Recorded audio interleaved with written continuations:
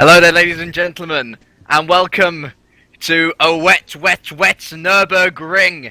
We're here for the World German GT Cup, and I am extremely excited. We're currently live in qualifying, and alongside me, as always, is Mike Pitman. Mike, we've got quite a few cars out on track at the moment, and a lot of new faces as well, it must be said, so it'll be interesting to see where everyone fits into what will be the fourth round now of this excellent season so far. Yeah, good evening. There's a lot changed today, as we've had a whole month and everyone seems to have changed, added teams. We've got some teams coming back, we've got new drivers, we've still got rain, but I'm excited as always to see where this takes us over the next hour. So I'm just having a look to see who is going out on track, and I think let's have a little look here now. Let's have a little look at Martin Palm, currently down in P25. He's out for Torrent Motorsports. One of the many teams, in fact, to have received some form of change. His teammate today is now Daniel Beck, who has replaced Simon Melhuish, who I believe is completely gone now for the rest of the season. You can just have a look at how bad the rain is. It is pretty bad. Yeah, we don't seem to escape a single World GT event without some form of rain affecting. I mean, the levels at Spa was monsoon level, nothing like this, but the forecast was cloudy, and I think a few of the new teams at least, will be very unsettled by the fact that they're very much stepping into a baptism of fire here. Well, yeah, to be honest, this isn't that bad. No. Like you say, compared to last time, but there was a lot of dry running up until this point as well, so it might, particularly the new guys, like you say, take them off guard a little bit. Another major piece of news is that Simming has returned. Dave Carr-Smith has basically come back from a 3-month break, essentially, and amazingly, after his first win all the way back in Monza, can you believe that now? He's still fourth in the championship. Simming, amazingly, is still second. And so he's here holding up the honour. His teammate, James Shepherd, I'm going to say a little shout out, congratulations to him, getting married next week. And so, understandably, not here, so congratulations to you from everyone probably here at GPVWC. But his teammates here to uphold Simming's honour. And on board here with Martin Palm, we're just going to go quickly on we're just coming to the end of Sector 3 now, going through the famous chicane. A couple of calls actually to go onto the Nordschleife. I don't think that would have been appreciated here. The Nürburgring, something which you can definitely keep our eye on, and Palm going very wide here as we enter the final turn. Very slippery at the best of times, but here we go. We're going to start our first flying lap.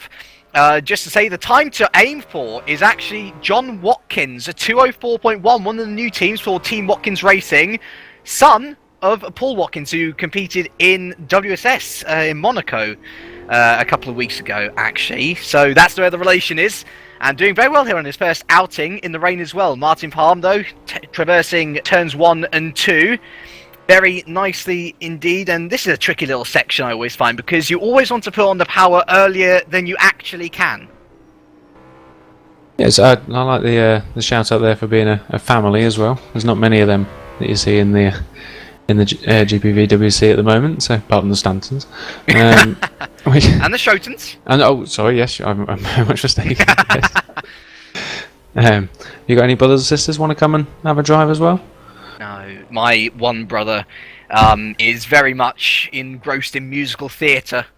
Yeah, anytime I try and show, he hates Formula 1, so therefore there's a place for everyone here, don't worry. Oh, there's not a place for him, is there? Regardless, no matter. You've brought your own family though. You've joined the whole idea and become a manager. I have, yes. My new team.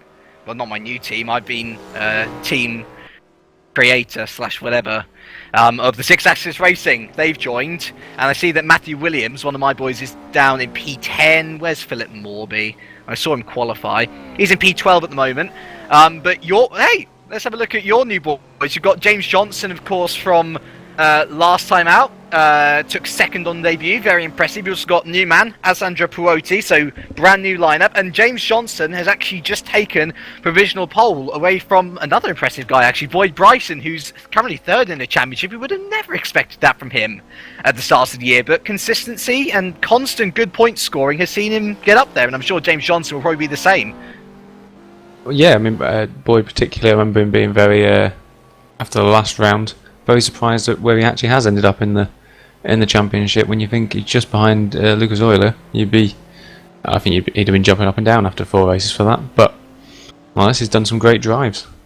And you know what? I was just going to say, and look at you with your 2 men on the front row. Alessandro Puotti did slot into P2, but Oscar Hardwick from absolutely nowhere has just taken pole position for SS Motorsport by a 1/10 of a second, a 1:57.3. And Lewis Richard, oh well, there we go. And back to normality. Yeah, Alex Cooper, our current championship leader, by over double the points of second place. His teammate Lucas Euler on 63 points has just taken pole position. And it must be worth saying to the viewers that in the unofficial practice, and indeed in the official practice session, I mean, this man was just knocking times out the park. Over 5/10 of a second quicker than the next man. Really strong form here, Alex Cooper. And this could be, amazingly, his first pole position of the year. Not his first pole position in WGT overall. He did take 2 poles at the Belgian GT and Japan GT Cups in Winter GT last year. But this will be a big landmark for him, because his only issue so far has not been getting that pole position, like that's ever affected him in race, though. Yeah, I don't think he'll be that disappointed about not having had the poles.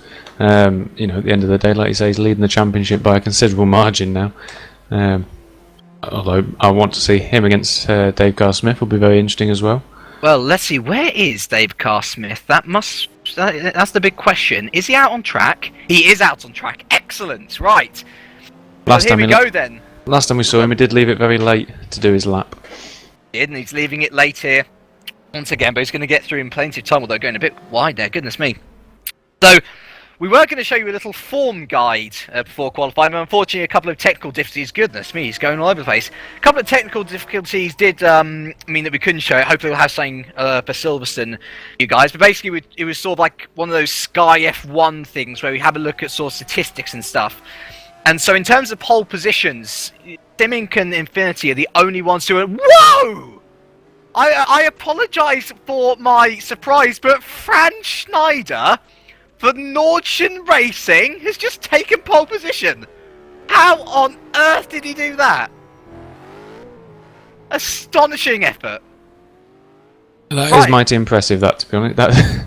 My word, and I tell you what, Dave Carr-Smith's not been looking good at all on his outlap. Let's start with him now. He slowed down a lot of the last sector there to let one of the Midnight Boys pass. He's just started his flying lap now. Yeah, we'll see. I mean, Dave Carr-Smith has this knack for just finding speed where speed seems nowhere to be found. But look at that. He's drifting around the track. Oh, dearie me. I think the man who was on pole position by quite a long margin in Monza is going to be nowhere near pole position here in the wet. I don't think... Oh, dearie me. It's not looking good for the Englishman, is it? Well, it's not looking the best lap, but let's see how he comes out. I think he was running a... Oh, dearie me. Well, I haven't that's said a corner that. cut. Yeah. Oh, dearie me. Well, this is dire times. I'm sure that he'll find something, and I do know that his setup was very much tailored to dry running, not wet running.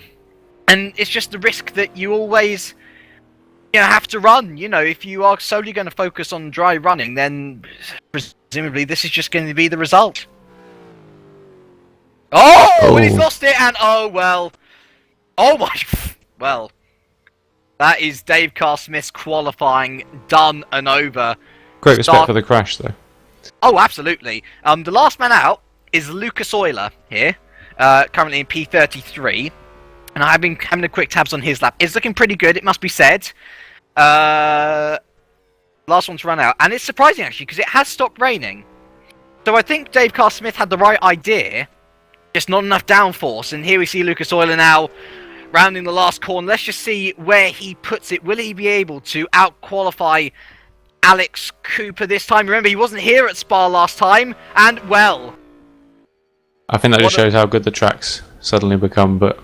Absolutely, and I think it might also explain why Fran Schneider's up there. And as we say that, it's just coming to rain once again. So there we go. He missed out Spa, but on his return, Lucas Euler is the man on pole position for Midnight Motorsport. Brand Schneider, though, excellent effort. Seth going to be very happy with that. And one of the statistics which I said on the form guide was that Alex Cooper has not started a single race outside of the top 3 all season. He maintains that record 4 races in a row. He starts in P3. Oscar Hardwick there for SS, great effort for P4. James Johnson for Vodball P5. Froda Hansen, great qualifying for him there for Target Racing in 6th.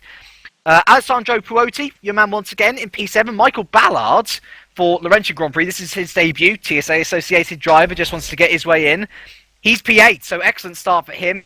Lewis Redshaw, debut to the series as well for Woods Racing. I think he's replacing Tom Parker permanently now. He's P9, and then Boyd Bryson, 3rd in the championship. He will start P3. So the biggest loser there, I presume, or I think, is most definitely Dave Carr-Smith, who will be starting right to the back. I think Riku Sarpilla is the man starting there, but second to last. I mean, considering that he's 4th in the championship, that's not the place where you want to be. No, not particularly with these new guys as well. It's a little bit of an unknown when trying to go through the whole field. But if anyone can do it... Yeah, it would be Dave Carr-Smith, wouldn't it? Absolutely. And he's going to be praying that there's going to be sun. This raining in free practice. Oh, we're right. After that rather manic qualifying session, I think it is worth now going through some of the new teams, because obviously there's a lot of new people, new teams.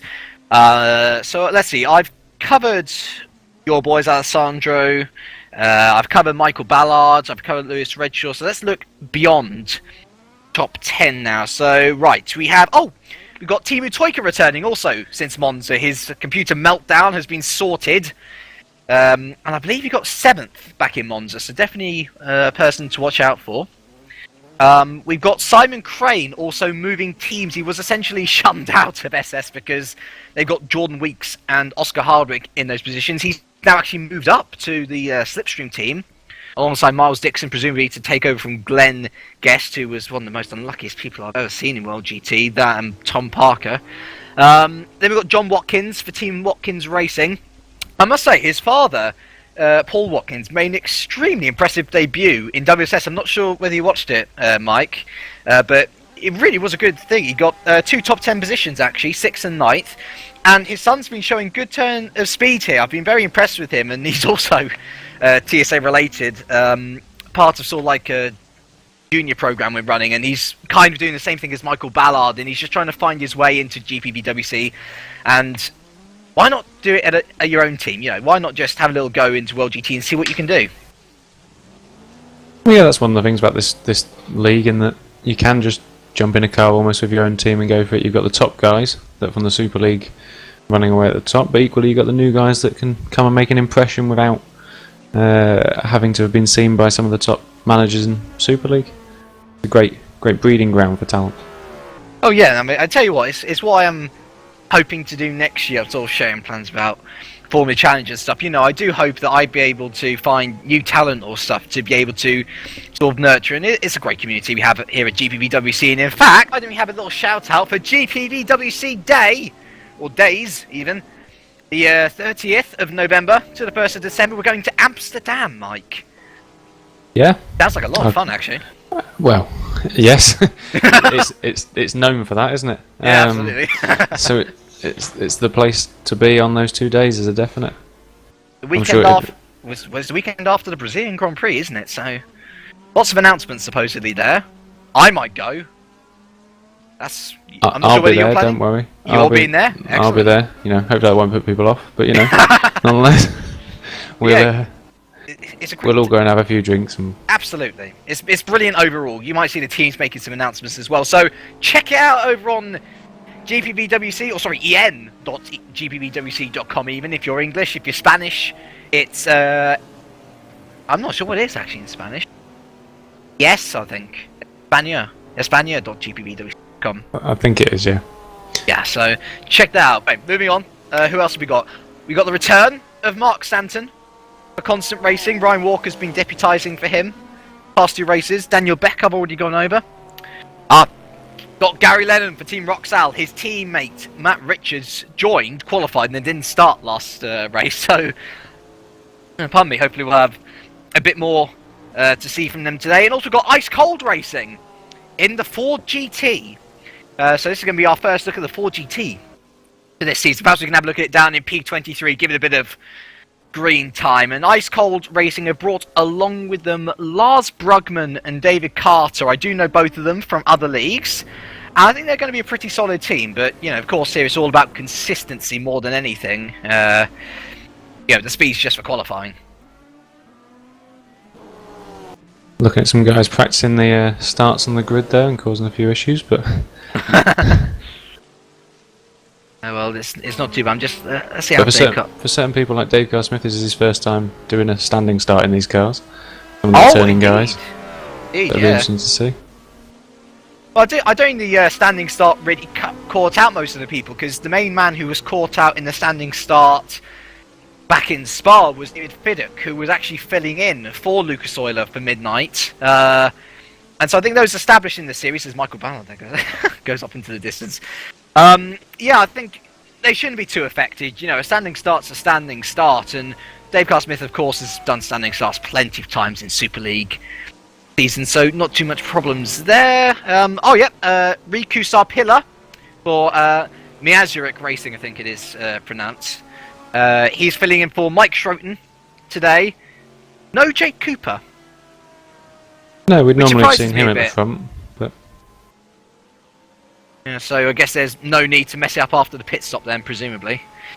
No. Which has been it's been so unfortunate, Jake Cooper. I do feel sympathy for him in that he's taken 2 pole positions and he only got a 5th out of it overall. It was quite a shame, but it really does show the standard at which you need to be at to compete in World GT. You know, you either have to be on point all the time, or you know, you're going to make mistakes like he did in those 2 races. Yeah, but it does make our life a little easier. We've only got 1 Cooper to deal with now. That's very true. Not that you needed it, obviously, but no. Yeah, it was very much the Cooper show, and whether it was of the Jake variety or the Alex variety, we only have 1 here. It's your bog standard vanilla Alex Cooper. And yes, I'm just wondering what we should do now. We've got about 3 minutes left of warm-up, and perhaps it's worth having a look now at the constructors' standings, of course. So Midnight running away at the moment on 99 points, over double the amount that Simming has, 41. FA Racing looking quite strong actually, with Toyka and Bryson here today. They're merely 1 point behind Simming.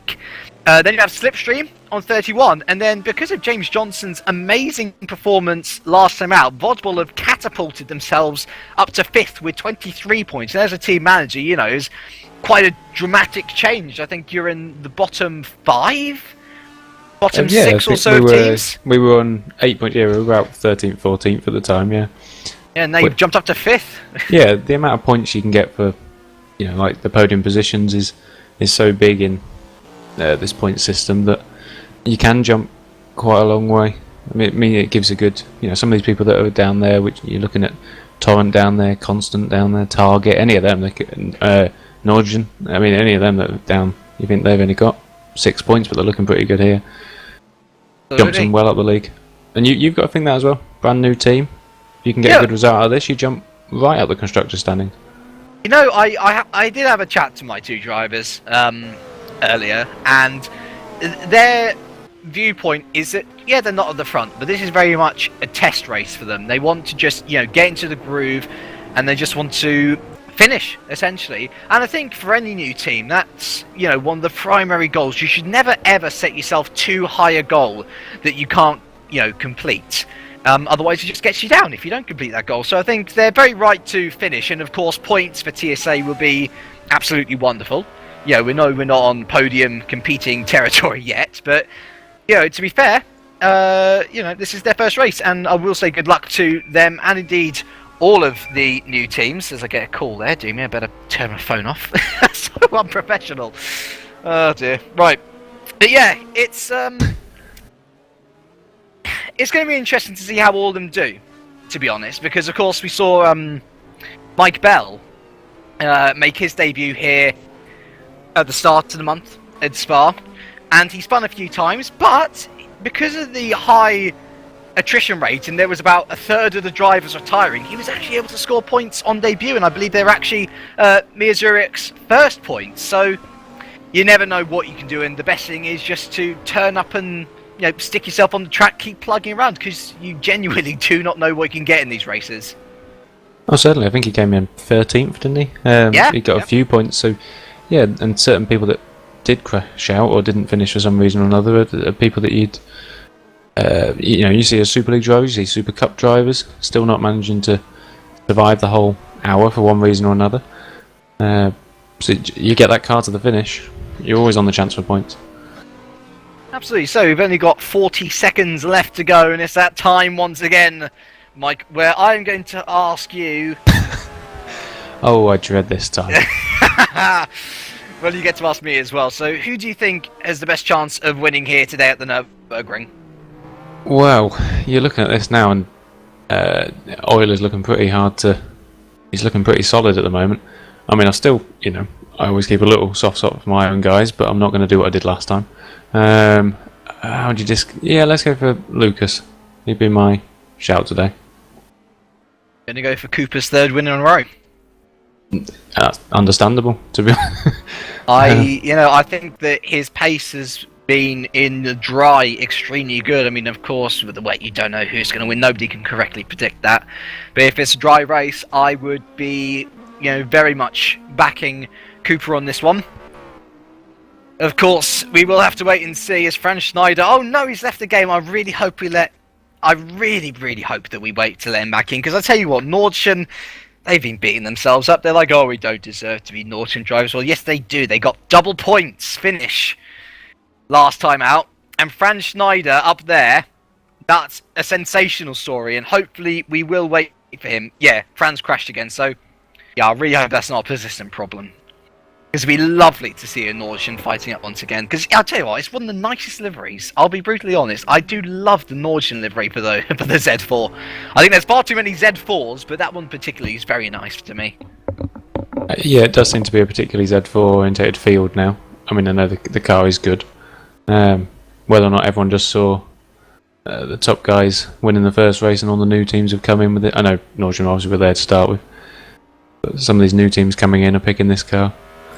We're getting a full field. Yeah, I think this is one of the biggest fields we have seen. Currently, there is 36 drivers in the server, let alone, I think David Stanton left. There we go, so we've got 37 drivers now with Franz back in the server. And so, yeah, this is definitely one of the biggest fields that we've had for World GT. Certainly. Talking of cars and which ones, how many Z4s we've got. You were bringing your team in. What mid-season? What made you decide on the Corvette? Did you ever leave it to the drivers, or that was not my decision? I can help with strategy in so much as I've seen the races, I've commentated on the races, and I know what everyone else does. But no, when it comes to TSA, and whenever we go into sub teams, we always let the drivers choose the car. Because there's no point in assigning a car to a driver just because you think it's better. It's always better for the driver to feel comfortable. And so Matt and Philip, I think it was primarily Matt, to be honest, who said, the Corvette's good, I'll work with the Corvette. And that's just the way it went. It could have worked out so many other ways. But there we go. The famous R-Factor man has uttered his famous words once again, and we shall be heading onto the grid, hopefully. Everyone will join. I do hate this wait when people don't join.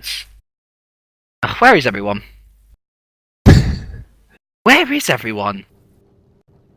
Oh, there we go. Right. Party somewhere we don't know about. Yeah. I have noticed as well that the top 4 are all Z4s. Yeah, it does say something. Definitely the car for this track, I think. Hey. I'm surprised by how many that not enough people picked up the SLS. There's a severe lack of them, and that car is very strong. Especially after Simink's dominant performance in Monza. You would have thought it was one of the cars to go for. But apparently not, and we lead off with the situation as it is. It is Lucas Euler, his second ever pole position in World GT. His last one back at the Brazil GT Cup in Interlagos on the very first event in Winter GT. Then we have Franz Schneider in second, Nordschen's first front row appearance in World GT. In third, championship leader Alex Cooper. What can he do from there? It's the win. That's what he's done the last few times anyway. Oscar Hardwick, P4, much better position than he was in Spa. Finished a credible 7th last time out. We'll see what he can do from a much better position like this. We then have James Johnson on the podium last time out for Vod Bull in 5th. Frode Hansen, excellent qualifying for Target in 6th. Alessandro Perotti, Johnson's teammate, in 7th. Michael Ballard for Laurentian in P8. Lewis Redshaw for Woods in P9. And we've got a fuel problem, it seems. Fuel seems to be locked. Okay. Boyd Bryson for FA Racing. Alright, okay, no worries. We need to restart the server.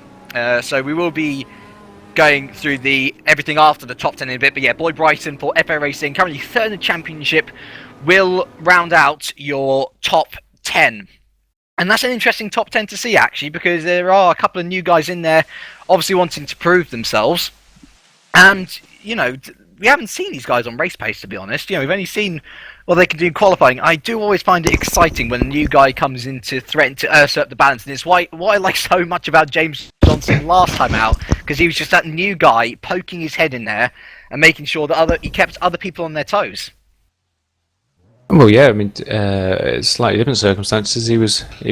I enjoyed watching him, not just because he was my driver, but trying to catch Cooper at the end there. I think he tried to take him down for the last 20 laps or so. He was catching. It was just exciting to watch. New drivers, it always adds the unpredictability. In both circumstances, it would seem. Well, yes. You never know whether they can crash out or, you know, what they're going to do. And so we're just going to wait for the grid to reassemble. And once they are off, then we'll continue on with P11. So we do apologise for the... oh, look at that glorious grid. I do love World GT. Absolutely my favourite series, which I commentate on at the moment. Lovely series. So we're off and away again on our formation lap. And it's David Stanton in P11 there for Constant Racing. Mike Bell. Impressive qualifying actually from Mike in P12 from Zurich. I think he's playing on no stopping, is Mike. He was telling me about it a bit earlier. And it's going to be interesting to see whether he can indeed pull that off. I think Roy Schroten was close to pulling it off last race, but unfortunately he disconnected, so he couldn't see whether he could do it. Then it's Sindre Grimseth for Kit in 13th, with the returning Timu Toika for FA in 14th. William Naron, very impressive qualifying from William actually for Laurentian. He's been outside of the top 15 for the 2 races he has been in. Can he make any points from this race?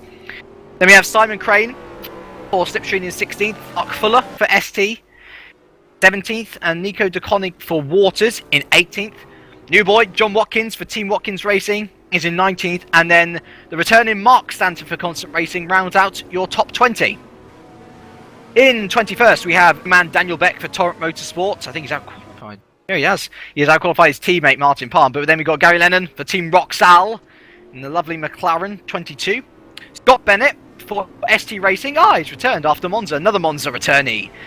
He's in P23. And then we've got Martin Palm for Torrent Motorsports P24, the first retirement of the day back in Spa, actually. Then, well, about huge contrast. You've got David Junt, Nordschen teammate to Schneider in P25. Lars Brugman for the new team Ice Cold Racing in P26, with Matthew Williams for the 6-Axis Racing in 27. Scott Sobek for the new team Pulse Racing is in P28, with John Hicken for Infinity P29. And Philip Morby for the 6-Axis Racing will round out the top 30. Then we have Miles Dixon, currently 5th in the for Slipstream P31. David Carter for Ice Cold in P32. Scott Moore for Racing Team Stroton in P33. Dave Carr Smith returning from Monza for Simink in P34. Riku Sarpilla for Mir Zurich debut P35. And Bart DeVos, who didn't set a time. Amazingly, he got the last pole position of the year in Winter GT, the American GT Cup, at Daytona, and he was one of the early retirements last race around as well. Perhaps if he's at the back, he'll be able to avoid all the carnage which is up ahead of him. But going wide there doesn't fill you with much confidence, so we'll just have to wait and see what happens. So, everyone on the grid now. So we have lost Jordan Weeks as well before the start. Just to... we have. There we go. So unfortunately, John Weeks out already, and we're down to 36 drivers then. And God, this is a long wait for the guys up front, isn't it? More drivers than ever to round out the grid, and those men are just coming into the back. And so we wait now for the lights. What can Schneider do? What can Cooper do? And more importantly, what can Euler do from pole? His first time on pole for this season. The lights go red. The engine revs rise, and we are racing here at the Nurburgring. It's a good start from Euler, a great start from Schneider as well. Look at Alex, oh my god, look at Oscar Hardwick there on the inside. Alex Cooper not as good a start as he had in the past. We're now piling down into turn 1, and Lucas Euler going very, very, very wide there. What can Schneider do? Oh my goodness me, Oscar Hardwick's through on Schneider. And Schneider's been shoveled down. Oh, there's a massive crash back there, I've heard. A massive crash, I think, at the back. Let's have a little look up at the front now. So it's Lucas Euler leading well from Oscar Hardwick. Great start from him. Alex Cooper there. Lewis Redshaw up into 4th. Great start. And Schneider's just falling down the order now. The two Bodballs battling out. And 6th and 7th. Rhoda Hansen down to 8th. Mike Bell up to 9th. And Michael Ballard rounds out your top 10 at the moment. Oh, and oh dear, Mike Bell's gone wide. Oh, and I see that Michael Ballard's lost he's lost his front splitter. That's not good for him. And Boy Bryson, I presume, will quickly take back the position which he lost there. But all action off the start. I'm just going to have a little look. Oh dear, stop-go penalty. Okay, no, it's not a stop-go penalty. My apologies. Let's have a little look down the back. Scott Stovik's at the back, and oh dear me, David Stanton having troubles there. Nico DeConnick, Miles Dixon all in grief. Dave Carr-Smith also in grief by the looks of it. And yeah, all action off the start then. Still trying to keep a tabs on where everyone's got to. Yeah, it's crazy. Especially down the field, it's great. Yeah, right, so Lucas Euler currently leads 5/10 now. It's very much a bottle cork effect for Oscar Hardwick now. Alex Cooper's got to do something to try and get past him. Indeed, he's already looking up the inside of the SS driver. And now onto the outside of the famous tight chicane. You're going to take in 3rd gear, and Alex Cooper's going to try and go around the outside. Nothing doing though. Oscar really held his racing line, and that's going to put Cooper at a disadvantage to Redshaw. Must say, great start by Lewis Redshaw up to 4th. Brilliant start from the Woods driver. Yeah, from 9th. He's done a good jump there. 5 places. Franz Schneider doing well to stay in the top 10 actually. Currently P5. James Johnson has in the back of him. Can you go for a move down to turn 1? Oh, Franz is looking a little bit testy on the braking, but yeah, he's able to keep the position. John Hicken out and David Stanton out. Your first 2 retirements of the day. And dear me, Franz Schneider, his back end is not looking good by the looks of it. Looking very, very dodgy at the moment. But the main part of these early few minutes into the race is just to get into the rhythm. I'm just having a look at where Michael Ballard... Oh dear, where is he gone? Right, Michael Ballard down in P29. He decided to pit early, it seems. So yeah, lots happening. But at the moment, yeah, Lucas Euler now leading by 1.5 seconds. Goodness me. So really starting to pull away with it is the German. And if he's looking to bring back the gap to Alex Cooper, he's certainly going the right way about it. Yeah, Alex needs to get past now. He's backed off slightly, but he does need to get that 2nd place back pretty sharpish to keep going after his teammate. Right, let's have a look down the field. Interesting battle for 12 and 13 there. Timu Toika all over the back of Simon Crane. The battle between 12 and 13 there. Got Martin Palmer there this distance as well. And Toika looking for the inside. That's a bold move by the Finn, and he almost makes it stick. But Crane will now have the inside, or will he? Oh, and he's had a bit of a spin there, and that's Toika's front end gone, absolutely. Martin Palm just deciding, you know what, I'm going to take all of you. Goes right around the outside, and I think Simon Crane, not actually that bad off. I think his speed will be compromised, and let's have a look and see what Palm can do here. Can you go around the outside of Crane? No, Crane's going to defend heavily into that chicane. But Palm, no. Wow, Palm's not been able to get through there. And there we go, Timo Toika pits, but Simon Crane not looking good, and look at Lance Brugman there as well getting involved. So, oh god, there's so much action, I can't keep an eye on everything. And now look at Lance Brugman there, he's going to try and get onto the back. And Martin Palm, decent start here for Brugman. It's points for Ice Cold Racing if they do finish where they are. And there we go, Palm looking right to the inside, looking to defend what is P13 at the moment. Lars looks for the cut back, and great little battle between these 3 at the moment. Yeah, it's been some good. Palm particularly there did very well. Just he's still going for it now. Being the middleman in that's never a good thing. Boyd Bryson's round! Oh no, Boyd! Oh, well that's turned the championship and he's getting swallowed up by the rest of the field. That moves Crane up into the top 10 amazingly for Slipstream. Palm now up to 11th and Lars Brugman is now up to 12th. And this is the point we were making about this. The new guys, all they got to do is stay on the road, keep it on the black stuff, and they can benefit from people like Boyd making those mistakes. And currently Lars is looking for 3 points here. And Simon Crane's locked up! And down into the gravel he goes. Lars up into the top 10. Has Palm gone wide as well? Yes, he has! And so Lars Brugman on debut. He's up into the top 10.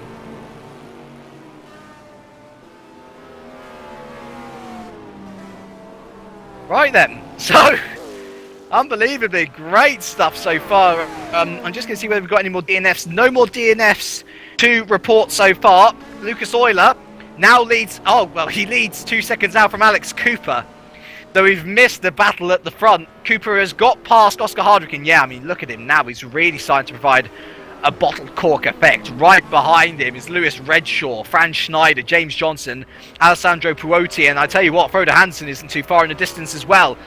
To be fair, I think it is Lewis Redshaw actually who's making more of it, and here's Franz Schneider! Now looking for the move into the top 4. He's definitely alongside, but look at James Johnson trying to go down the inside there. It's almost 3 wide into turn 1. And Franz Schneider got the move there cleanly and a little bit of contact there. Oh no, Schneider's gone. And so Lewis Redshaw maintains P4. James Johnson, though, he's going to look for the inside. And going into turn 3 now. James Johnson has that position nicely. And so Lewis Redshaw down to 5th. Alessandro Puotti able to capitalise on the mistake by Schneider there. Up into P6 and Schneider unfortunately down to 7. He's now got to be all eyes and ears about him as Frode Hansen will want to be getting more points for target racing. Great battle up the top 10 so far. Oh, it's all happening. Trying to go 3 into turn 1 was never going to quite work, but it was brilliant to watch. Completely. This is absolutely brilliant. This is some of the best racing I have seen so far, it must be said. Going now into the hairpin, there's been a couple of lockups, and I tell you what, let's have a little look at Lewis Redshaw and Alessandro Puotti. It looks like Redshaw, although he had a cracking start, he's not exactly got the pace to be able to keep up with the guys up. James Johnson, to be fair, James Johnson hasn't exactly pulled away from Redshaw at the moment. But it's all very Constantine de Hard. And actually thinking that, look at Lewis Redshaw looking for a move on the inside of James Johnson already. And brilliant battle. This is P4, 5, 6, 7. P8 as well there, Frode Hansen. Bart de Bot, he hasn't retired yet, thankfully, so he's going to be happy. He's gotten further than he did last time. And yep, good point, Redshaw. He's trying to take Johnson around the outside. I don't think he'll be able to make it stick. No, he doesn't. He's just going to stay it safe. But now he's got Puotti on the back of him. I don't think anything's going to happen, though. It's all going to be about what it's a turn 1. Oh, no, Puotti's going to try and make a gap. And, well, good move there from Alessandro up the inside of Redshaw. And now it's going to be Schneider who wants to get past the Woods Racing driver. He wasn't able to make the move stick last time. What can he do this time around? We go down into turn 1. Once again, Redshaw stays out wide. He's going to hopefully try and hold on the red side, and he does indeed. But nice move from the Vodball drivers. Now P4 and 5. Certainly, and while that was happening, our new fastest lap was set by Mr. Dave Carr-Smith down in 29th. Just shows the speed he's got, even though he's down there. Yep, absolutely. Where is he? Wide there. He's already held it, held it. It's alright. Fascinating battle here though. Franz Schneider and Lewis Redshaw, they want points. They really want points. Woods Racing, they had something to celebrate about in WSS actually in Monaco. Dimitri Demurmeister took the team's first podium of the year, I think, in Monaco. And Redshaw, he's got lots left over, and oh my goodness me, Franz Schneider ball drifted. Oh whoa! Talk about an opportunistic move. Redshaw up the inside of Puotti on the exit of the corner. Unbelievable stuff, and he has made the position stick. Although I don't think it is going to be for long. Alessandro has been looking much more racier, much more faster. Although look at Franz Schneider there. He's going to try and mug him as well. Or is he? No, he's not. Great stuff, though. Great stuff. And all this is allowing Frode to edge ever closer to the battle. But yeah, Franz Schneider, he's looking really good, actually. I'm not sure whether Alessandro had a mistake there of his own accord. But, well, Lewis Redshaw was able to get past him there really well, actually. And here we go, going, into the chicane. Nope, Schneider can't do anything there, and we will be going single file once again through there. But look at Hansen. Look at Hansen. He's right in the back of this now. This is some great driving from these guys at the end of the day, that the speed and how close they're doing, and it's quite aggressive driving. But it's clean driving as well. Yeah, of course, importantly. And let's have a look. I don't think Schneider's too close behind, or is he? Goodness me, that's some good straight line speed from Schneider. And he's going to have priority into turn 1, almost definitely. He started the late breakers.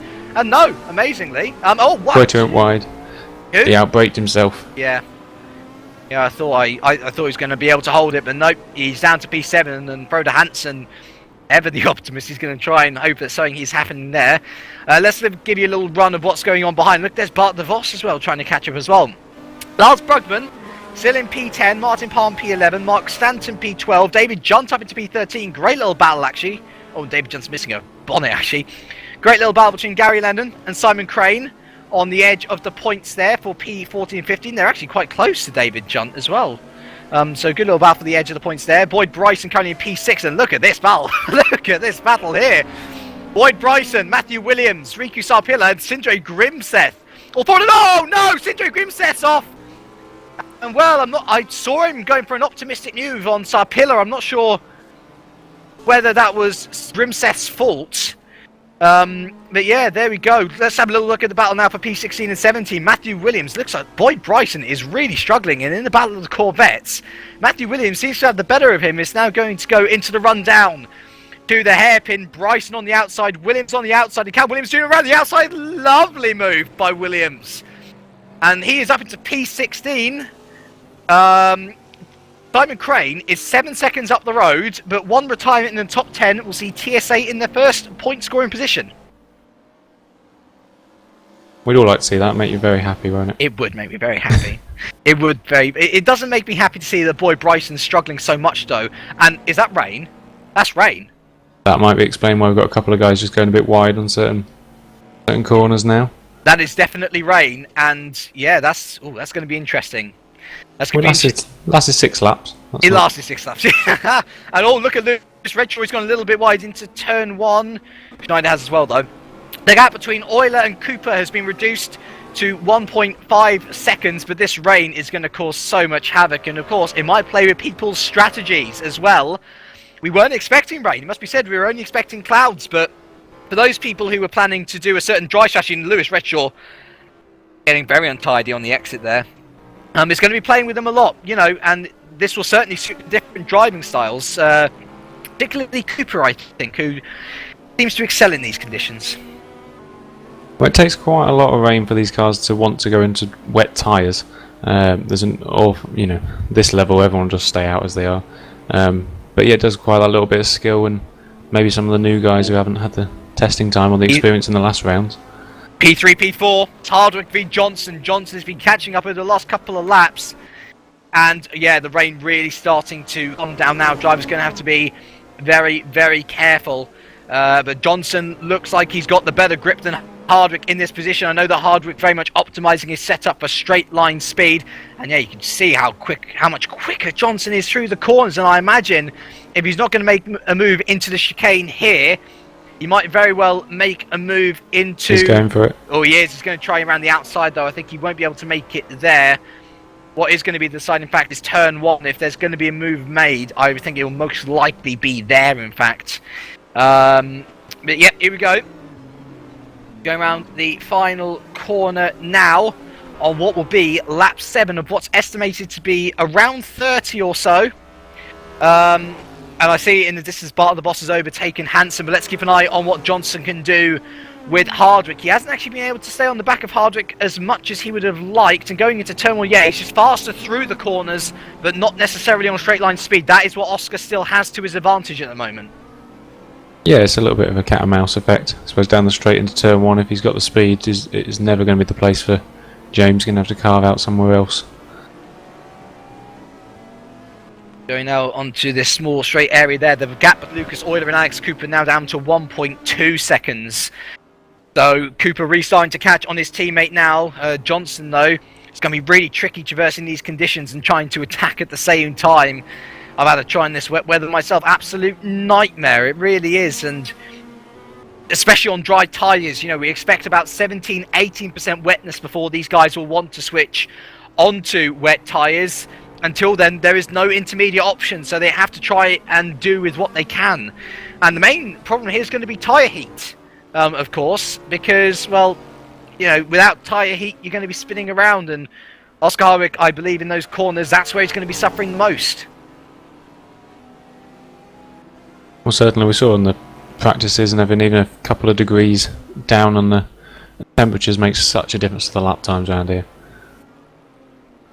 I'm just having a look at the stuff down the order. I'm just going to see whether there's any closer battles. Right, let's go back to the battle for 10. Actually, no. Yes, let's go to the battle for 10. Lars Brugman, P10, is currently holding on to Martin Palm for his dear life. But Martin Palm looks to be better in these conditions, gone much further than he did last race. And the debut for the GT, I'll tell you what, Brugman is doing a good job so far, but very much acting as a corkscrew in these wet weather effects. And behind, you can see Stanton and Lennon battling there. David Junt also not too far behind in P14. What can Palm do into the chicane? Not much again. You know, I would have thought there'd be more people trying it into the chicane, trying to just stick their nose in. But there's just not much to do at the moment. And Martin Palm's going to have to hope that he gets a better exit out of this final turn. Better than Brugman to try and get the slipstream, try and get him into turn 1. Mark Stanton, the only Stanton left in the race now. Will he be able to score points? He's in a good position for it so far. Heading into turn 1, Palm moves out to the right. It's a very, very right line. And oh, Jimmy, he didn't actually catch up as much as I thought he was going to there. Oh, but look, Brugman's gone wide. He has just taken him. And oh, look at Brugman sticking up the inside. Very impressive, that. You got to remember, he actually started 26th on the grid, I think it was, for Brugman, wasn't it? And I think he's up in those lines, yeah. Top 10 now. Look at the effect that it's had on the rest of the guys behind him, though. All absolutely squabbling behind him. You can see David Junt even has caught up to this little gaggle of geese. And he's going to be having a look on Lennon sooner or later. But this is going to be a great battle. This is all 5 lowest points paying positions in a row. And if, you know, if there's some accident which is going to happen for the guys behind, such as Crane, or such, oh, you know, Crane's not in there, I apologise. But here's Palm, Palm's sticking on the inside of Brugman. There's a little bit of contact. He's going to try and muscle. Oh, no! There was a bit of contact! And Brugman's round. I think that was Lennon who initiated the contact, but Palm, he muscled his way in. He's up into P10, Gary Lennon P11, Mark Stanton's up into P12. Brugman bullied down to P13. And I think Junt's got the run on him, possibly to try and go for that P13. It'll have to be around the outside, though, and Brugman getting very defensive there. But that was a real shame, and I knew something like that was going to happen, especially in these weather conditions. I think actually there Martin Palm was okay with it. It's once, was it Lennon came on the inside Lennon, as well? Yeah. I think that just made it 3 abreast and caused too many issues there. Yeah, so that battle's spaced out now. You can see actually Simon Crane just closing very quickly on the gap now between, or the battle between Junt and what is now Brugman. Palm sort of going off into the distance. Actually, mind you, look at Gary Lennon. He's really starting to catch onto the back of him as well. Just having a look at the gaps up front. Euler now only 8 tenths. Oh, sorry, I lied. A second ahead of Cooper. Let's have a look at Lennon. Lennon is going to probably be looking on the inside of Palm. Will he get him? No, I don't think he is. He's a bit less under braking. Can he get him on the inside? Can he get him on the inside? Yes, he can. But can Palm hold to the inside? No. Lovely move by Gary Lennon. And so Team Roxal is now into the top 10. Lovely move. And I tell you what, there's been a couple of those now, and it's really lovely to see. And the rain seems to have stopped as well. So perhaps why people are feeling a bit more confident to make moves. Still seeing a lot of people making mistakes into that turn 1. They're just going wide, and that's allowing a lot of people that who were going for it anyway, that easy pass almost. Absolutely. Still great to see from our point of view, though. Absolutely, absolutely. I tell you what, the battle between Oscar Hardwick and James Johnson has really broken up since we last came to them. There's now 4 seconds, 4 seconds separating the two of them. And if anything, Lewis Redshaw is closer to James Johnson than James Johnson is to Oscar Hardwick. Behind then, you still got Franz Schneider in 6th. Alessandro Puotti in 7th, Bart the Boss in 8th, Frodo Hansen 9th, and the aforementioned Gary Lennon currently now holding P10, deciding to go away from Palm actually, which is quite nice to see. The closest battle in the points now is Brugman and Junt. And look at Junt now, he's going to stick up the inside. Great time to look to it. Very dynamic move by Junt. To be a little bit cheeky, but he hasn't been able to make it stick when a little bit wide, and Brugman's taken P13 back, and you've got to keep an eye on Simon Crane. On mistake from these two, and he's going to be into more points. He's currently the only point scorer for Slipstream at the moment, and it's looking like Slipstream's really going to suffer here. They've been suffering in WSS quite a lot from 4 consecutive retirements for Dixon now in WSS. And, you know, it's great to see them up in a high position in World GT at the moment, but, Dixon's not exactly in the best of positions at the moment. Let me just try and find him. Dixon currently down in P32. And we have another retirement in the form of Scott Sovic for Pulse Racing. So a shame for the Audi driver there. Let's have a look at now. He's going to try and stick up on the inside of turn 1. Can he get it in one piece? Yes, he can. And so that is a P13 for David Junt. Good job from the Norton driver. Yeah, that was a nice little pass, much cleaner than the last one he tried. It's a bit of a shame for Brugman, but he can still keep his head held high. That he's doing well in his first. It's his first race, isn't it? Him in the Ford GT. So I mean, I don't think he can complain too much of that at the moment. It does seem very tail happy, that GT. Yeah, I didn't like it. I mean, my personal favourite was the Jag. I love that car. But the Ford GT... You're a Jag man. I am a Jag man, yeah. I love a Jag. But let's forget what's happening with my personal car social life. Let's focus on what's going on the track at the moment. And I must say, I do love that Brugman sort of brought the hemorrhoid back to the track. You know, the famous hemorrhoid from Spa. He's very much gone for the same colour scheme. I'm sure that that'll be changed before next round. But there we go. As we rightly say, we digress. Brugman can be happy with points, absolutely. Battle up the front is now close to win 6/10. Cooper really starting to reel in Euler, and I said it, in dry weather Cooper looks the better driver, and he's really showing it now, really starting to get up onto the back of his German teammate. We are now 4/10 into this race, or that about. We're almost reaching the halfway stage.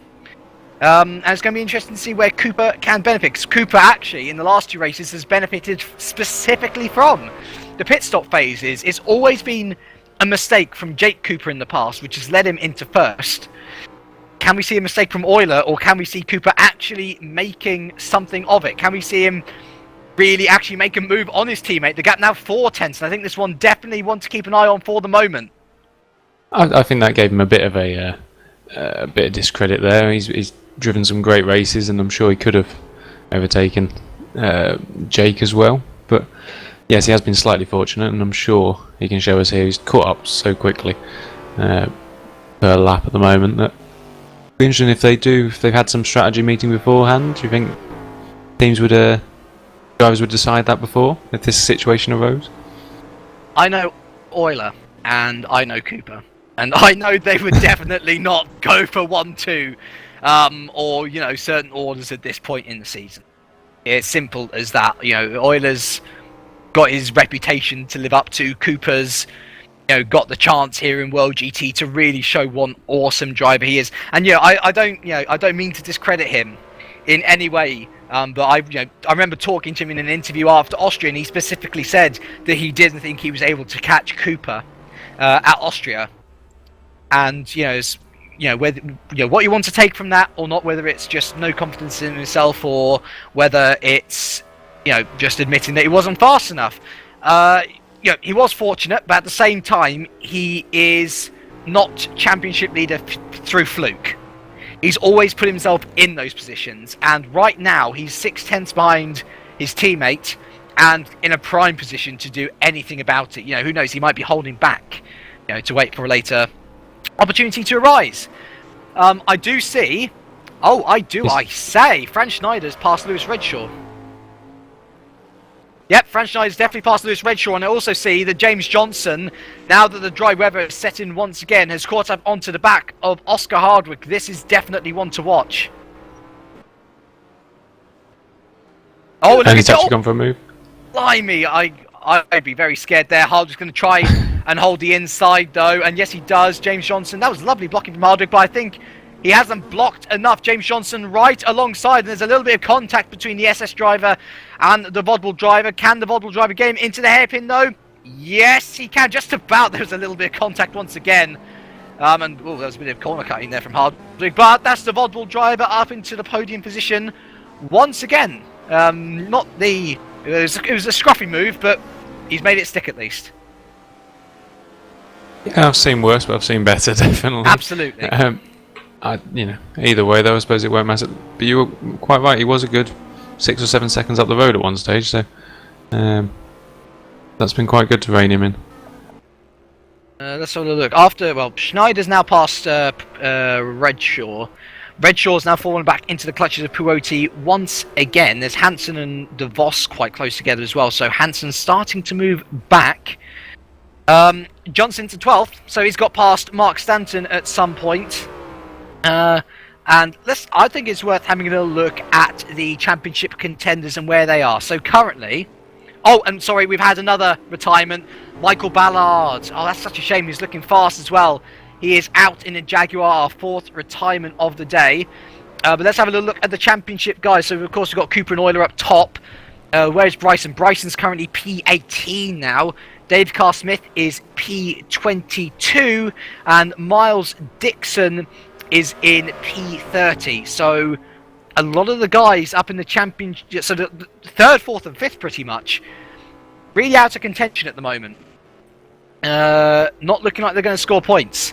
Could all change, of course. But yeah, not too good for these guys at the moment.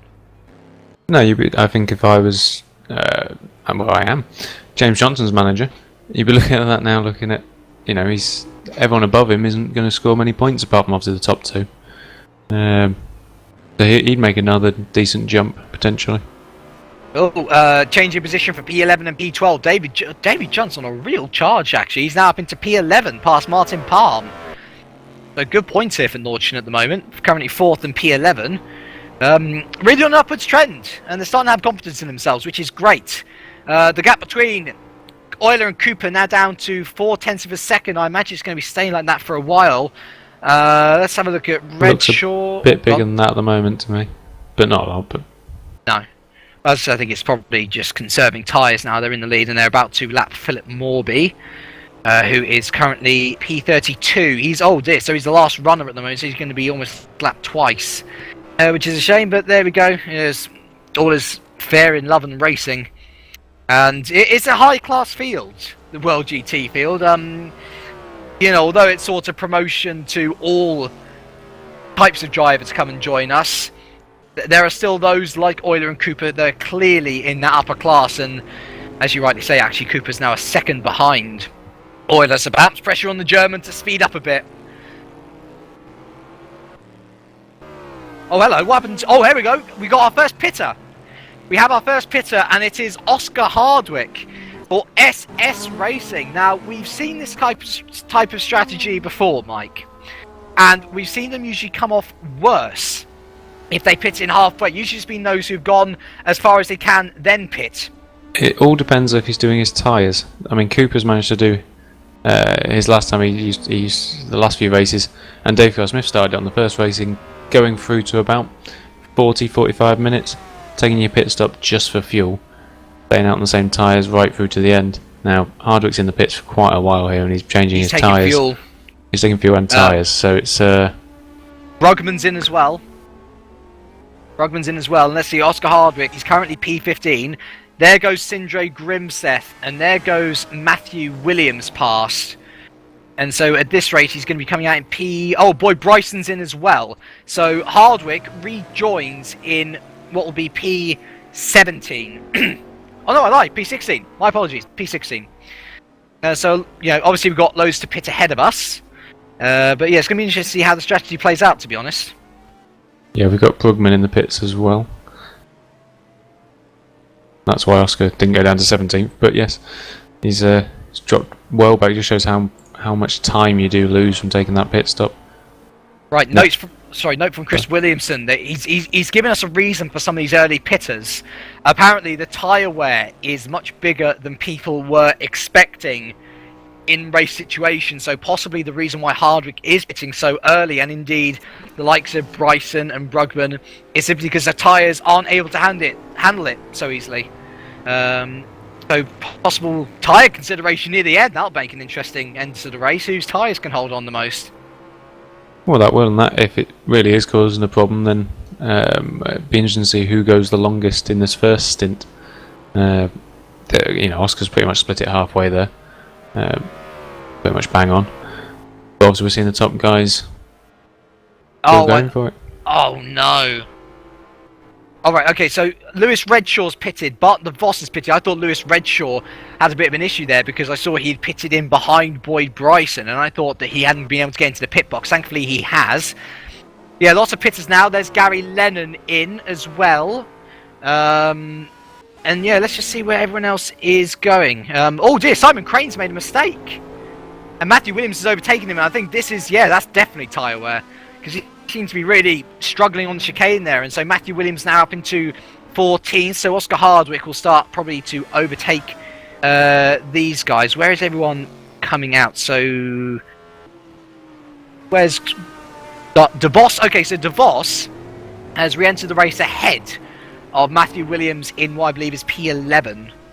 But yeah, lots of strategy starting to play out, and I think it's worth seeing where everyone's going to be until sort of everything's played out.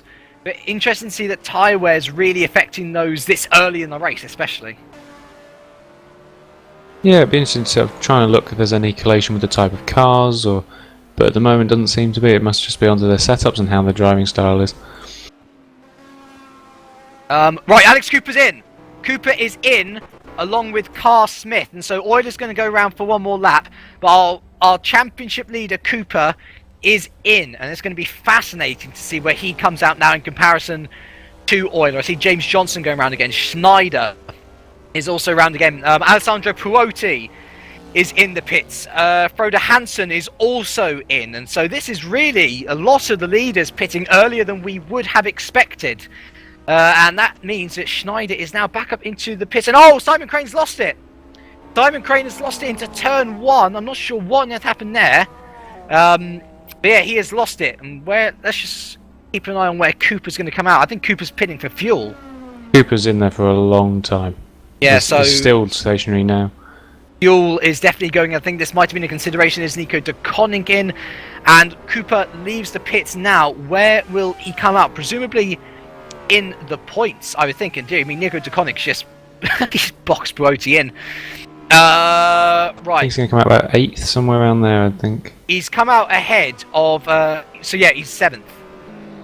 So still good points for Cooper. But yeah, that is interesting to see. And yep, Simon Crane has indeed left the game, which is a shame for the slipstream driver. Was looking good for the early parts of the race, but yeah, things happen. And obviously things haven't gone the way of the slipstream driver. So the one to look out for now is Euler, Johnson and Schneider, and indeed Junt, Palm and Stanton. Those are the top 6 who have yet to pit. But the main one we're going to be obviously looking out for is Euler, since he is race leader. And he's going around again. Oh no, he's not. Pitting. No, he's not. He is pitting. Right. So this is going to be interesting. Where is Cooper in comparison? So Cooper's just going round the hairpin now. That's quite a way to go, I think. But of course, we've got to remember that Euler's taking on fuel. But obviously less fuel since he's pitting in later. So many things to go on. And James Johnson will become our provisional race leader then. He goes round once again. But Franz Schneider is in as well. What about Junt? He's a bit too far behind, I think, to be able to do anything. And where is Cooper? Oh, hello. Sindre Grimseth is out. Sindre Grimseth is out. So that's another retirement there. Where is Cooper? Cooper's just coming down the back straight now. Euler's still in the pits. And, oh, this is... I think Euler might actually... Judging on pit stop time... Yep, Euler's left the pits now. And, oh, I think that Cooper's going to be quite a bit behind by the end of this now. Let's have a look. He's rounding the final corner now. And Euler is out. Oh, dear. Yeah, that's really not fallen into Cooper's hands at all. It makes me wonder if one of them maybe has put too much fuel in, or too little. We have heard of drivers miscalculating and putting too much in on the pit stops. Yeah, pretty true. Yeah, DeVos is in, Schneider's in. Oh, look, here comes Hardwick. Let's see where Hardwick fits into things. So Hardwick has just passed the pits now. He's behind Alex Cooper now. And the only people not to pit now in front of Cooper behind Euler is now David Junt and Mark Stanton. I doubt those two are going to be anywhere near the top 10 by the end of it. So I think Hardwick might just have pulled a masterstroke. Where's Johnson gone? Johnson's down in 13th at the moment. I've gone to the system. 15th? I'm not really... Yeah, he is. Oh, he's down to 16th. What on earth happened to James Johnson? He's not actually showing as having pitted. No, he's pitting now. So James Johnson must have encountered an issue somewhere. Oh, that's lag. That is a lot of lag on Johnson. And because yeah, I did think he didn't take the lead when Euler went in on the timing systems. I don't know whether he missed something. Oh somewhere. no, hold on, he's back. No, he is P1. Is he back? He's back in that's P1. Right, so that was timing just a bit of issue. lag Thought there. he'd missed it. Yeah. Yeah. Right then, so presumably Euler's going to pass Johnson at this rate. What we're going to keep an eye on though is Cooper and Hardwick, because of course those two are where they should be in. And dear me, there is a lot of lag going on. There is a lot of lag. I do wonder whether this is my connection or not. I don't think this is just you. There is quite a bit by the looks of it from what I can see. Right, either way, Euler goes past. Cooper goes past as well. Junt has pitted along with Mark Stanton.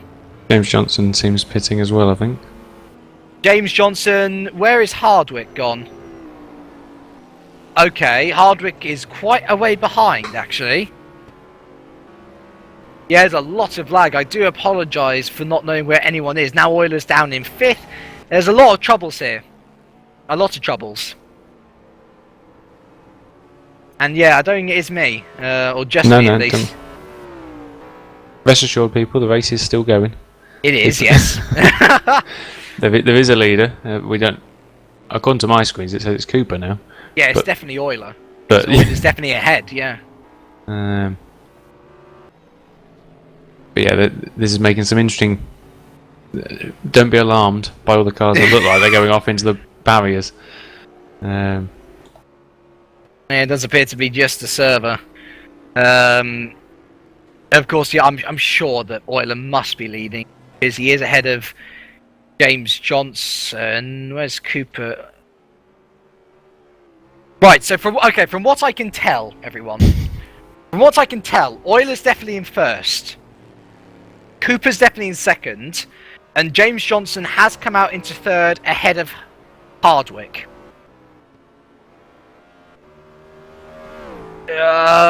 Franz Schneider's ahead of Redshaw. Puoti is ahead of the lot of them. This is really confusing, I won't lie. I won't lie, this is really confusing stuff. Come on, Sherlock, we need to sort this out. Yeah. Right. Oh, and hello, we've got a dear. Oh, Dave Carr-Smith's out! He's gone! Well, so much for the fastest lap award or whatever. Dave Carr-Smith is out of this race for Simink. A disastrous return, and which we'll presumably see.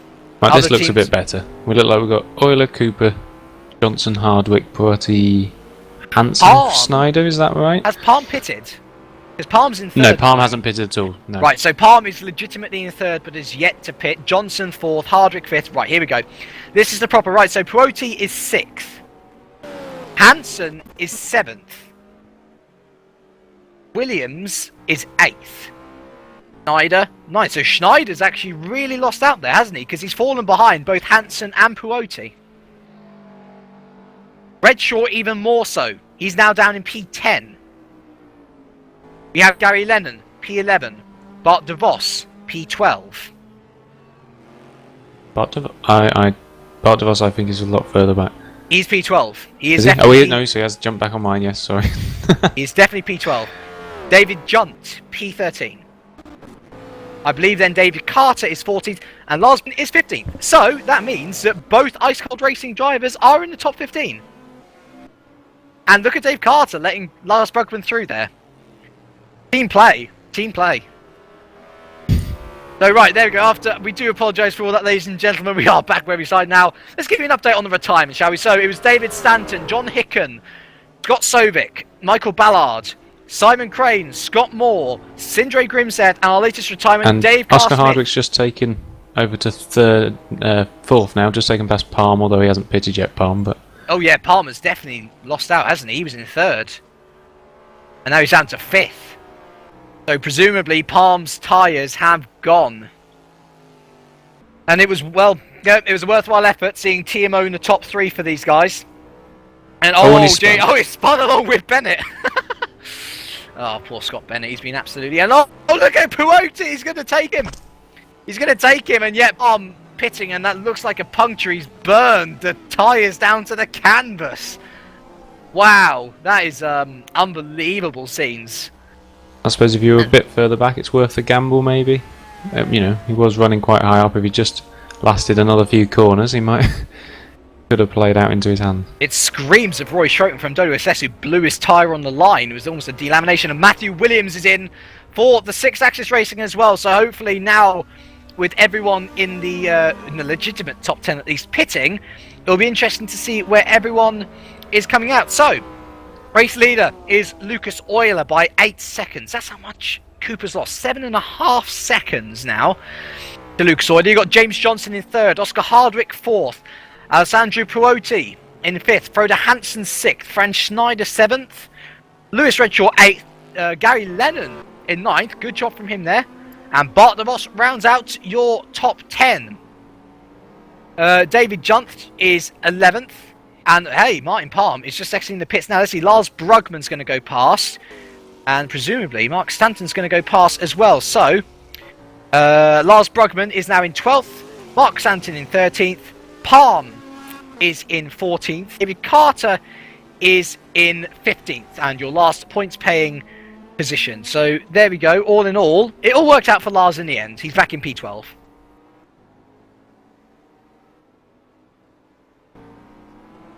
And update for Matthew Williams. Well, my driver is back in 16th. So he's once again just outside of the points paying positions. So not too bad there for the TSA driver. And I'm sure that if there is one more retirement up the road, he'll be ecstatic with that. Well, I think actually you might get lucky. I don't think David Carter, who's in front, has pitted yet. Really? Well, according to... yeah. Unless he's in now, but... Nope, you are absolutely right. You are absolutely right. David Carter is yet to pit. And the gap between the two of them is... well, actually, I can't see. Because Matthew Williams has been lapped. About 18 seconds, I think they've got. Right, so Matthew Williams was visually sitting on a points-paying position here. Absolutely lovely for him, and lovely for me as well. But obviously not as lovely as your results. Currently P3 and P5 at the bottom. Don't count chickens yet, we've still got 17 minutes yet. God, is it only 17 minutes left? I know, it's been action-packed with time's flown, hasn't it? Time flies, goodness me. I love this series. I absolutely do. So the question is in those 17 minutes, can Alex Cooper catch up to Lucas Euler? They're doing very similar lap times. About actually, Euler's the last lap was 2 tenths quicker, but it's stabilising at that 8-second gap. Yeah, so this could be the one race that Cooper does not win. Just a note, I believe that Euler did actually finish ahead of Cooper in the Winter GT series, actually. I mean, indeed, the gap's up to 9 seconds. I noticed that Cooper had to take evasive action for Mike Bell going off track. And oh dear, Lewis Redshaw has been overtaken by Gary Lennon. And oh, look at Gary. Actually, look at Gary Lennon. He is really on a charge here. He's in 9. And he's hassling the back of Bart the Boss, actually. So, possibly more to come from the Team Roxal driver. We'll have to wait and see. But yeah, as I was saying, Euler actually finished ahead of Cooper in the in the Winter GT series. Sorry, came second, with Cooper coming third overall. And you know, not to discount Cooper as a bad driver, but to be fair, Euler has had his troubles. You know, he obviously was not present at the last race in Belgium. He had a nightmarish first lap in Austria, and was amazing. Still able to come back onto the podium. But is this possibly where the charge comes on for the supposed lead midnight drive. You know, is this where Lucas Oiler really starts to put the foot down and say, no, look, I'm the number one driver here. Yeah, I'm going to win this race, because the gap is stabilising now at 9 seconds. And as you rightly say, you know, they're both doing similar lap times. So what chance is there for Cooper possibly? We'd like to say, other than that last lap where Cooper did lose a bit of time in traffic, yeah, he's going to have a bit of potentially a quiet race at the moment. He's got 8 seconds in front of him, 8 seconds behind him, barring any issues. You'd think they'd be alright. You would. But this is World GT. Sure. This is World GT, and you never know what can go on in this in this environment. Nice little battle going on down in 12th and 13th with Mark Stanton all over the back of Brugman again. Absolutely, he's going to have a little look down to turn 1, or is he? No, he's not. Oh my goodness me, Brugman! Really outbroke himself once again, actually. And that's Mark Stanton, the only constant racing driver at the moment. He's now up into P12, and that is 4 points more than what his brother's doing at the moment. And there's, oh my goodness, there's lots of battling going below that. Oh, look at this lovely battle. Let's have a little look. Oh, right, no, it was a lovely battle, but James Johnson's just siding through the field, ruining it. Damn you, James. But yes, it was a bit manic looking there. But anyway, yeah, Brugman, he's doing well on debut. You know, absolutely right. The two ice cold cars, you know, scoring points, and at the moment, as you say, and you can't really ask for more than that. But Brugman's got to learn when to not outbrake himself. You know, it's lovely to defend the position and everything, but there's not much point in trying to defend the position if you're overzealous on your brake and, you know, losing the position anyway. No, I was just watching there, and Bryson was just spun around there, but I think it was Mike Bell. I think he's taken that position off him, or got it back even. Sorry. I think that was the battle I was looking at, and I don't think it was necessarily Bell's fault. I think that was more Johnson sort of cutting through the field, and something may have happened at turn 1. I'm not quite sure, but yeah, not the best day for Bryson. I mean, Bell on the borderline of points. I think that's where he's expecting to be. I mean, you look at FA Racing, currently 18th and 19th. You know, these guys are third in the Constructors' Championship. They're 1 point behind Simic. And, you know, we were fully expecting them to overtake Simic. You know, all they needed was 2 points. And they're not even able to manage that at the moment. Yeah, it's a real disappointment from the FA guys this race, actually. I think everyone's having that one unfortunate race. We see that throughout the season. You'll have one race even to win a championship. Whereas you look at the midnight guys, and they haven't had one yet. Yeah, no, absolutely, absolutely. Only time will tell whether their time will come, but their consistency so far, it's very much been a midnight-dominated competition so far. Just watching Oscar Hardwick here, he's right on the ragged edge. His back end just going out everywhere, but he's just driving the wheels off it.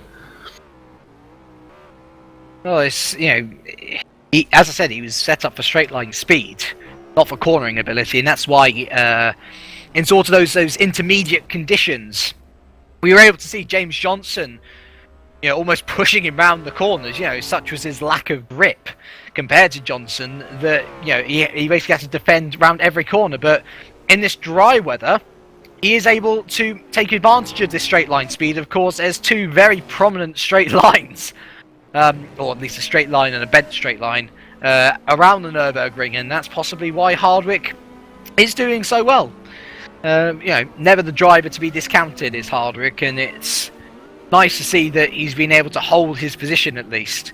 Because, of course, last time out it was a real struggle up from the back of the field. I think he was P27, if my memory serves me correct. And he was still able to finish P7. And oh dear, that's boy Bryson off in the wall again. If you're after a little battle, there's a nice little battle going down in 22nd and 22nd and 23rd. Yeah, John Watkins and Daniel Beck.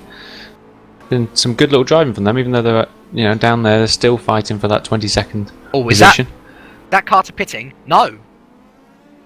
Has Carter pitted now?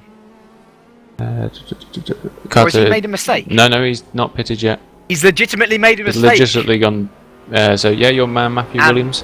He's up into the top 15. Up to 15th. Excellent. And yeah, that's going to be great for him. The question is, can he hold on to it? in the lovely liveried car. Not my livery. It must be said, I was all about poking it around the farm saying, oh, look at my livery. We actually decided to go for livery made by Cameron Brewster, who's a co-creator, and he's made absolutely stunning livery. I do prefer this over mine, actually. But enough about TSA. I know what you feel like now when you harp out about your own team too much. You think, oh, am I talking about my own team too much? Is it time to go off? Maybe it's time to go off of them. We've had Watkins. So I was watching Watkins and Beck there, and they both spun actually. And it's allowed. I think was it Neil and Ron? Maybe he's gone past. Yeah, Ron's passed. Yep. I think so. I'll start looking back at the front again now. But I was enjoying the battles down the back while. No, it's lovely. but I think you are right. It's hard to talk about. Hard to talk about your own team without feeling as though you're bigging them up too much. I was going to say it would be lovely. Oh, look, Mark Fuller's joining in on this now. Look, he's going to overtake the both of them. Brilliant move. I love it. I love opportunistic. Look at Miles Dixon there getting involved as well. Oh, it's. I don't blame you for looking for drivers and sort of battles down the bottom, actually, because there's lots of drivers harping on about, why aren't we ever, on the broadcast? Just because we're out of the points doesn't mean we can't be broadcast. Well, this battle's been absolutely lovely and entertaining. Look, we've got Miles Dixon now looking to have a go on Daniel Beck in turn 1. In fact, he's already got him on the straight. And oh, look, Daniel Beck's going to try and get him back into turn 1. And no, look at Miles Dixon, he's taken John Watkins as well. Lovely move by the slipstream driver. He's up into P23. Mark Fuller's up into P22. Oh, that's a lovely battle to see. Lovely to see that those guys down there are having as much fun as the people up front. Talking of up front, actually, the gap between Lucas Euler and Cooper is now 8.5 seconds. So Cooper's been able to reel in 5/10. But it very much looks like Euler in what is his home race, even. Yeah, I've forgotten to talk about home races. It was Bart the Boss's last time around. He would have been disappointed there. But yep, this is Euler's home race. And he would be doing all German sim races proud by leading by such a margin, although just saying that, the gap is now down to 7.9 seconds. So how many minutes do we have left? We've got 8 minutes 20 seconds. Oh, our closest battle near the tops, Frode Hansen on the back of my man, Perotti, for 5th. Is it? 6th? 5th and 6th. I think just to update the fans, for Cooper to overtake Euler, that'll pretty much have to be a second a lap. And I doubt he's going to be able to do that, unfortunately, and indeed the gap is back up to 8.5. So it looks like Euler's got this one in the bag, but certainly what isn't in the bag is, as you rightly say, Perotti and Hansen. Hansen's had a storming race, actually, for Targi. He's usually been in and around the lower end of the top 15. So P6 is going to be a great result for Target Racing, especially given his teammate and, by rights, possibly better teammate, Sindre Grimseth, out of the race. Hansen's doing his team proud, and he's looked much stronger around here than Sindre, actually. Yeah, certainly we qualified 6th as well, and he's there at the moment, so he's been good all weekend, really. Look further down the field. No, I think that will be the closest battle, if I'm correct in saying. Should be. Yep, so let's keep an eye on this battle then. Currently 7 tenths separate the two, and look at this. Look how much traffic they're having to scythe through now. It's absolutely nuts. And actually, I think Hansen, has he fallen off the back? Nope, he's still there. Good. There's so much traffic. It's unbelievable the amount which they've got to go through. And oh, what's this? There's a similar battle lower down, but I don't think we'll keep an eye on it just yet. The battle between these two is still reasonably close. Or is it? Martin Palmer and Stanton are the other two. That is it, yeah. I think that might be a bit closer, because those two, their tyres are looking absolutely dreadful. They're looking like they're really struggling at the moment. And I imagine a Martin Palm, well, yeah, it's been a season of elation and disappointment. He's qualified well sometimes, but his races have usually been destroyed pretty much by qualifying or early incidents which have taken him out. And he's clearly got the pace, to stay in the top 10, but it's those mistakes and those qualifying performances which sees him always performing to less of what he expects almost. Yeah, it's unfortunate, especially over the hour. I suppose the odd mistake and little bits, and certain other drivers. That qualifying pace does make a big difference. You can end up right in the middle of the pack, and it's a bit unnervy sometimes.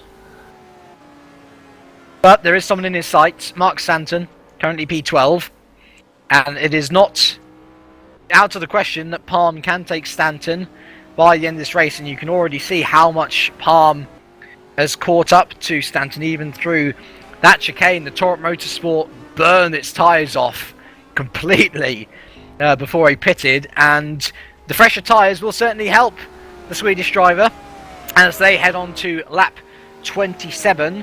The top 14 currently are the only ones who are not lapped, although Lucas Euler, I can see him in the distance just about to take Lars Brugman. So still lots to go on, only got a few minutes left.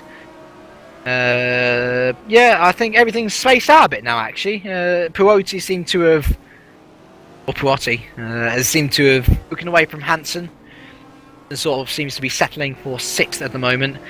And Cooper's not making much indents at all, so... No, it seems to have settled down. Yeah. A little bit of a shout for Bart de Vos and Gary Lennon 8th and 9th, considering where they started on the grid.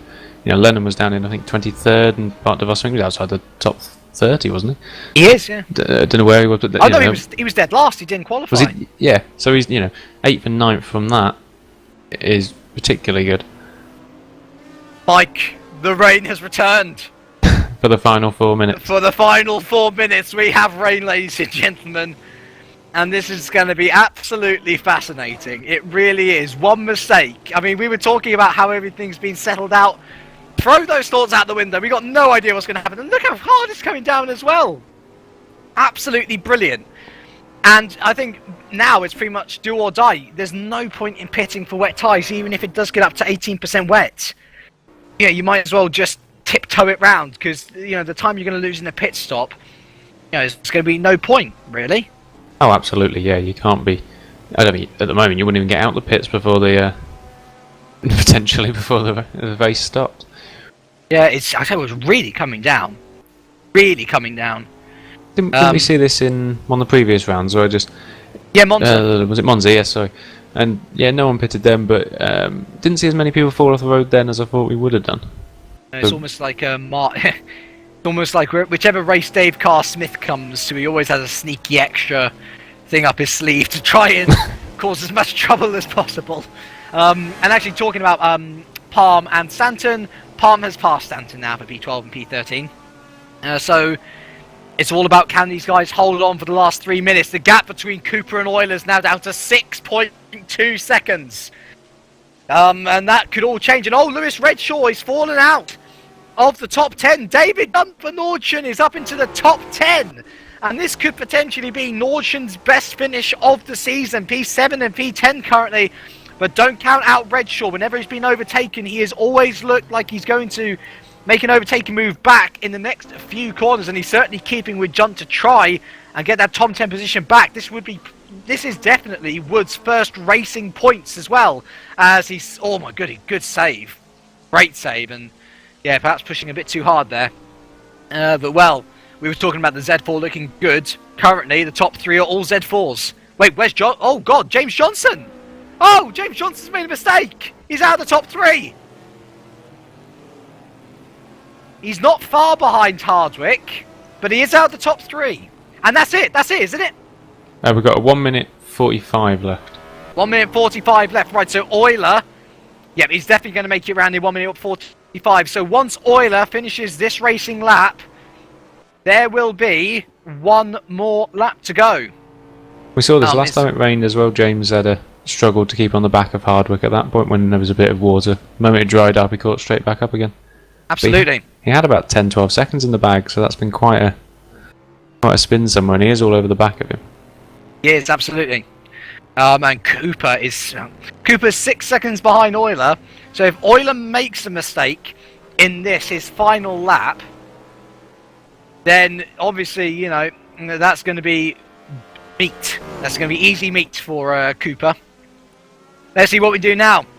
We're on to the final lap here at the Nürburgring. Hardwick's gone wide. Oh, has he? Oh, yes, he has. And oh, dear me, he's really trying to hold off the back of James Johnson. The gap between Euler and Cooper now 5.3 seconds. Can Euler make a mistake? Can Cooper catch up even further? We'll have to wait and see. Here's James Johnson on the inside of Hardwick. He's going to be going onto the outside of the chicane, and Johnson has looked the stronger all day long. He's ahead, and he's around the outside of the chicane, and Hardwick mounts it vigorously there. But James Johnson is back into the podium position, and this is by no means over. Hardwick has the better straight line speed. Just having a look down the order to see whether there's any more issues. I think everyone else is going just fine. David Junt just behind Gary Lennon now, not in 9th and 10th.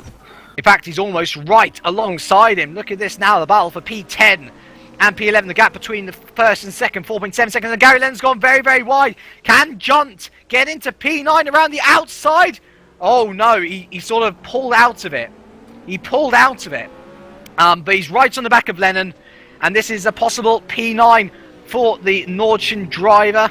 We've hit the time. We have hit the time, so this is final racing lap. Euler racing to the end. Cooper 4.7 behind him still at the last time gate. Johnson now re-signed to pull out on Hardwick actually. And here's John going into turn 1. Can he get Lennon on the inside? It's very, very tight. And oh, he's got better drive. He's certainly on the inside. And Bart de Vos is out! Oh no, and David Junt's going around the outside, but Bart de Vos at the very last. Oh, that's heartbreaking. Bart de Vos is out. And goodness me, that means that Timu Toika's going to score a point. But here we go, Lucas Euler then. He rounds the final corner and has been dominant from start to finish. The German wins at his home race, and it's Lucas Euler for Midnight Motorsport. Brilliant result for him there on his return. Alex Cooper, very decent second. He will be happy with that, I presume. And yet James Johnson seems like he has got a pretty solid third position there. Hardwick, nowhere to be seen. In fact, look at Puotti. He has caught up to Hardwick, hands over fist, in this last lap. And can he overtake Hardwick, possibly? It's going to be close. James Johnson's just about to cross the line now, but let's keep an eye on this battle between Hardwick and Puotti. Hardwick's going to go ultra defensive, ultra defensive into that last corner. He was one of the first to pit. He was. Puotti the race to the line, Yeah, a tenth separating the two in the end. Frodo Hansen, brilliant 6th. Fran Schneider from 2nd to 7th. He'll be happy with 7th though, to be honest. David Junt, God, he's into 8th, so he did overtake Lennon, didn't he? So 7th and 8th, and of course he'd be 8th because Bart de Vos retired, didn't he? Yeah. Where did Junt start? Because I took the top 30 down, and he's not even in that. So for him to finish well up there, he was below the top 30. Yeah. And actually, Bart de Vos, he does score points. He was able to finish 13th because he was, of course, on the league lap. And so your final order from 8. So Gary Lennon finished 9th. Lewis Redshaw, first points for Woods Racing in P10. Martin Palm finishes P11 ahead of Mark Stanton for constant P12. Bart de Vos, despite retiring, is classified 13th. Lars Brugman on debut. Redshaw just lost 2 places at the end of the lap there. Oh no! On the last corner, he's just been mugged. Oh no! Oh, and so I apologise. So Martin Palm then is in P10. Mark Stanton P11, Lewis Redshaw is still points for Woods, to be honest. P12, Bart de Vos. P13, Lars Brugman on debut. P14, and Matthew Williams for the 6-axis rating on debut. He takes the final point-paying position. And well, that absolutely flew by, Mike. What an absolutely epic race. Oh, that's been brilliant. Can we do another hour? Oh, please, yeah. I'd love that. John Watkins retired at the end as well. But obviously was classified P25 because Daniel Beck was 2 laps back. And Philip Morby for the 6-axis racing was 3 laps back. Your actual retirements, those who weren't classified, were David Stanton, John Hicken, Scott Sovic, Michael Ballard, Simon Crane, Scott Moore, Sindre Grimseth, Dave Carr-Smith, and Scott Bennett retired 3 laps from the end. So I think he might just got classified anyway. So yeah, there we go. That was the German GT Cup. And definitely my favourite race of the season so far. That was by far the biggest field we've had, and I hope we have the same amount next time. Because if it provided that good racing, where we didn't know where to look next, yeah, I'd absolutely love that. So, in the room with us, we have a few people. Let us start with Lucas Euler. So obviously you missed out at Spa. You've come back, and you've won at your home GT Cup race. Dominant from pole to the end. But clearly a tough race as well. You were jostling for position with Cupra a couple of times. He was very close to getting you at the mid-stage of the race as well. And there was weather to affect all. So brilliant victory overall, wouldn't you say? Yeah, it was quite an entertaining race, even though I wasn't involved into any overtaking maneuvers. Alex stayed close through the whole first stint. So I never was able. He never gave me a chance to breathe. After the stop, I don't know why he was so far behind. I got a bit of a cushion, and I managed it till the end. And I think in the end, I was quite lucky to have this gap, because in the wet conditions, you never know. Obviously, where are we heading next? We're heading to Silverstone next, actually. And so is Silverstone a track that you would favour as well as Nurburgring, or do you think your teammate might have the home advantage on that one? I think we will see a close race, like we did all season long. A few other people will be up there, I bet, so will be entertaining. Of course, Alex, you maintain your championship lead. Obviously, Lucas has eaten into it in a bit, but this is clearly looking like a midnight-dominated championship now. I mean, of course, the other three in the top 5 before this race were Bryson, Carr, Smith, and Dixon. None of them score points. And so, especially for the team as a whole, this must be a pretty... I struggle to find the word. A pretty safe victory, you would think, where you're just bagging more and more points, and we're almost at the halfway stage now, and Midnight are leading the Constructors' Championship by over double the points of the next team. Yeah, well, it's looking good. I wish it was Super League instead of this, really, but yeah, I mean, as long as he keeps going, good points, we're in for a good chance. Silverstone a track you like? Yeah, but I think the tyres are going to be tough there. They were really marginal today, so I guess it'll be even worse. So. Thank you. And then we've got James Johnson, the final podium sitter. Great little scrap you had there with Oscar Hardwick. And we saw that you actually fell behind Oscar near the very end of the race. We didn't quite catch you. Was that a mistake on your part? Well, you could say it, but I didn't put enough fuel in. Oh, gosh. Right. So I had to stop again and then chuck a couple of litres in and go for it. Well, I think that was a well-deserved third then, if you're able to pull back from that. But, I mean, Oscar, clearly, I mean, he was harrying you right throughout the first stint of the race. But, this is another podium for you. You're almost certain to jump the likes of Bryson, Carr, Smith, and Dixon, who didn't score points this race. And I think actually after this race, that would put you in the top 5. So definitely a resurgence from Bodball overall, especially with Alessandro scoring points as well. Yeah, I think we're doing well now. We've finally got a stable team. We're pushing forward now, and we're not far away from wins, I hope. Hopefully, but I mean, is Silverstone the one? I hope so, but you have to see how the tyres go on the Corvette. It was a bit marginal as well here in the Corvette camp today. Absolutely. It was, I don't know, it felt at times I was riding a Buckaroo. It just didn't feel like a car that I would really drive normally. Well done anyway, especially if the car was that hard to handle. And then finally we have Oscar Hardwick. So last race out, you came from 27th to 7th.